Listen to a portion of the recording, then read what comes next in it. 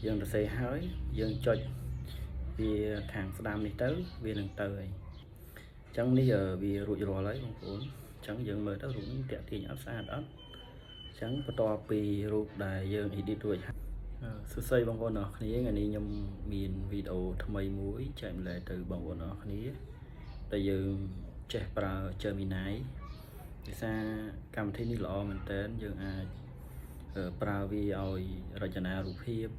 oi thật xe ở bot sầm đạp đại dương mà cha brand rồi còn nhà lộ online nam mua lại còn chẳng ba rụp sạch sát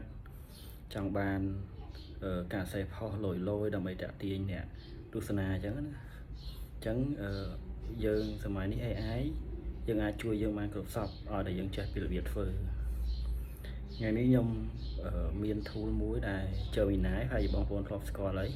chơi mình nái chiaក្រុមហ៊ុនរបស់ Google ដែលតែអាប់ដេតថ្មីយើងអាចប្រើដោយ free បានដំបូងបងប្អូនអាចចូលទៅ Play Store ឬ App Store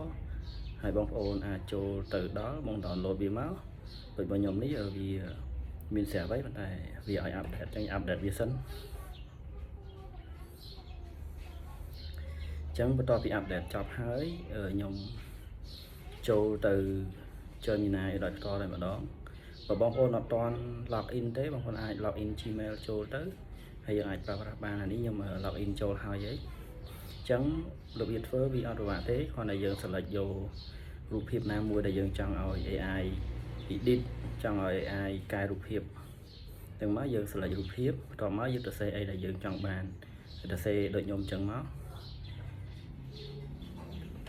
ចឹងបងប្អូនពេលដែលទៅសេចប់ហើយយើងមើលថាសេតាមអីដែលយើងចង់បានយើងទៅសេហើយយើងចុចវាខាងស្ដាំនេះទៅវានឹងទៅហើយអញ្ចឹងបន្ទាប់មកវានឹង edit ឲ្យយើងហើយយើងរងចាំបន្តិចវានឹង edit ឲ្យយើងអ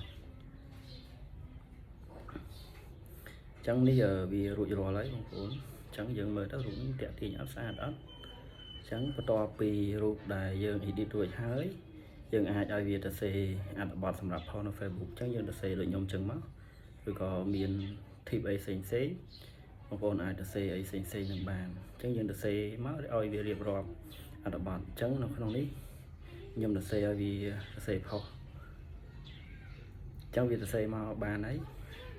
អញ្ចឹងបងប្អូនទាំងអស់គ្នាអាចទៅសេតាមខ្ញុំមើលគំរូតាមខ្ញុំមកចុះនេះវា generate ឲ្យហើយអញ្ចឹងអត្ថបទវាមានឲ្យ3អញ្ចឹងយើងមើលទៅអានទៅមួយណាដែលល្អដែលសមស្រប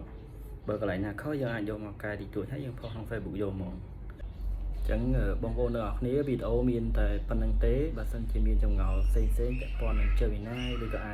AI ផ្សេងបងប្អូនអាច comment នៅក្រោមវីដេអូហ្នឹងខ្ញុំនឹងធ្វើវីដេអូជូនឬក៏បងប្អូនអាច